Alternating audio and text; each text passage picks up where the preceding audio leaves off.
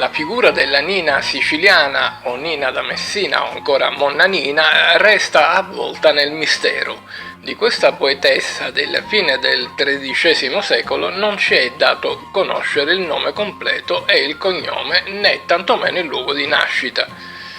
Secondo alcuni studiosi era di Messina, secondo altri di Palermo, ma sono solo supposizioni derivanti dall'attestazione sul territorio del nome Nina nel periodo in cui visse.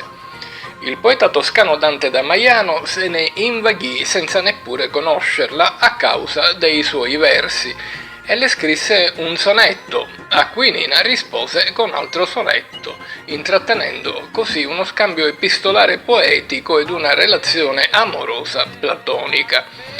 Questo rapporto portò a ricordarla anche come la Nina del Dante. La sua importanza consiste nel fatto che è stata la prima donna di cui si abbia notizia a poetare in volgare nei territori che oggi fanno parte dello Stato italiano. Della Nina siciliana c'è giunto un sonetto contenuto nella cosiddetta Giuntina di Rime Antiche, una raccolta edita da Giunti nel 1527 a Firenze, dove si possono trovare anche i sonetti e gli altri componimenti di Dante da Maiano.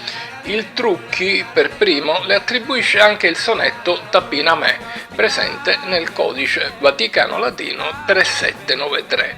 Per la Nina siciliana si sono alternati e continuano ad alternarsi i giudizi degli studiosi sulla sua effettiva storicità.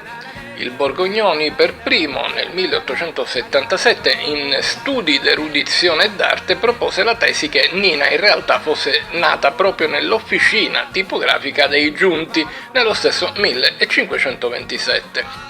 Ma c'è da dire che Borgognoni teorizzò anche l'inesistenza di Dante da Maiano, sostenendo la medesima tesi. Fu però smentito nel 1907 da Sant'Orre de' Benedetti, che ritrovò in un manoscritto quattrocentesco due componimenti in occitano di Dante da Maiano.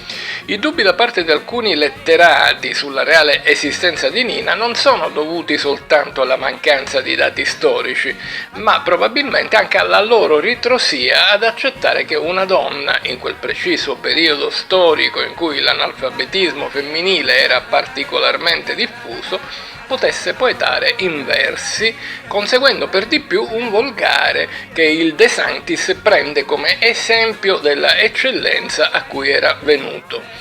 Eppure proprio alcuni decenni prima, nel sud della Francia, un gruppo di circa 20 donne, le cosiddette Trouvailles, cantò con successo la Fina Morsa al femminile.